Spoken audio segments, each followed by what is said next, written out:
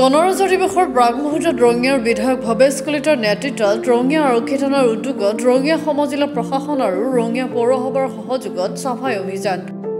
খাকী পোছাক পিন্ধা আৰক্ষীয়ে হাতে হাতে ঝাৰু লৈ চাফ চিকুণ কৰিলে পথৰ কাষৰ জাবৰ জোথৰ। বাপুজীৰ স্বচ্ছতা হি সেৱা এই কথাষাৰৰ সৰোগত কৰি আৰক্ষীক সংগ দিলে ৰঙিয়াৰ স্থানীয় বিধায়ক ভৱেশ কলিতা, সমজিলা আয়ুক্ত দেৱাশিষ গোস্বামীকে ধৰি বহু কেইগৰাকী সন্মানিত ব্যক্তিয়ে। ৰঙিয়া পৌৰসভাৰ কাৰ্যালয়ৰ সন্মুখৰ পৰা ১ নং পুলিচ পইণ্ট এণ্টি ৰুট অঞ্চলটোত চাফাই অভিযান চলাই দলটোৱে। চাফাই অভিযানৰ সময়ত দলটোৱে প্লাষ্টিক মুক্ত ভাৰতৰ শ্লোগান দি আকাশ বতাহ কঁপাই তোলে।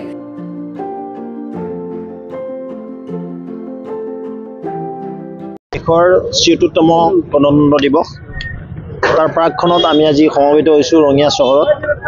আমি মাজে সময়ে ৰঙিয়া চহৰখন গ্ৰীণ আৰু ক্লিন সেউজীয়া আৰু পৰিষ্কাৰ কৰি ৰখাৰ নিমিত্তে স্বচ্ছতা অভিযান কৰোঁ। আজিও আমাৰ সমজিলা আয়ুক্ত দেৱাশিষ গোস্বামী ডাঙৰীয়া, আমাৰ SDPO ডেকা ডাঙৰীয়া, পৌৰসভাৰ পৌৰসভাপতি ধনলকৰ ডাঙৰীয়া প্ৰমুখ্যে আমাৰ বিষয় কৰ্মচাৰী সন্মানৰ ৰাইজৰ সহযোগত আমি এক স্বচ্ছতা অভিযান ইয়াত ৰাখিছোঁ। আশা কৰিছোঁ আমি ৰঙিয়া চহৰখন সুন্দৰ আৰু পৰিপাটি কৰি ৰাখিবলৈ সক্ষম হ'ম আৰু এই এৱাৰনেছটো জনতাৰ মাজত লৈ যাব লাগে।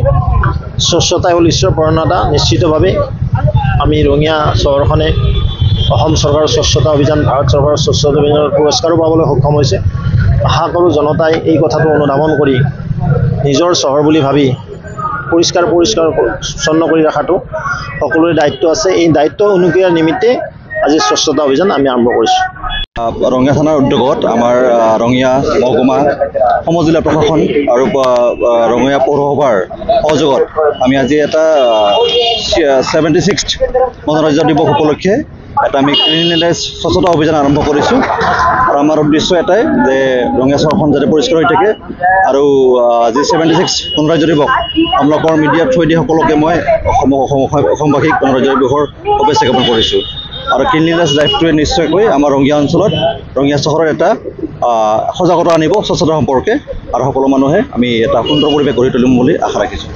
প্ৰাক মুহূৰ্তত আমি ৰঙিয়া প্ৰশাসন, ৰঙিয়া মিউনিচিপালিটি, আমাৰ ৰঙিয়া পুলিচ মিলি আমাৰ ৰঙিয়া চহৰখন বা ইয়াৰ আশে পাশে কেনেকৈ চাফ চিকুণ কৰি ৰাখিব পাৰোঁ তাৰ ওপৰত তাৰমানে আমাৰ মাননীয় বিধায়ক মহোদয় আছে, তেখেতৰ নেতৃত্বতে আমি এটা চাফাই অভিযান কৰি আছোঁ। আৰু চাফ চিকুণ থকাটো আমি অকল আজি বুলি নহয়, আমাৰ এইটো এটা দৈনন্দিন অভ্যাস হ'লে ভাল। তাকে অলপ সজাগ হওক বুলি আমি সকলো প্ৰশাসনৰ মানুহ ওলাই আহিছোঁ, যাতে ৰাইজেও আমাৰ লগত সহযোগ কৰিছে। এটা মানে চাফ চিকুণৰ প্ৰতি সজাগ কৰাৰ উদ্দেশ্যে আমি এই কাৰ্যসূচীটো লৈছোঁ। ৰঙিয়াৰ পৰা ইন্দ্ৰজালী ৰিপৰ্ট, গ্লোবেল NE 24/7।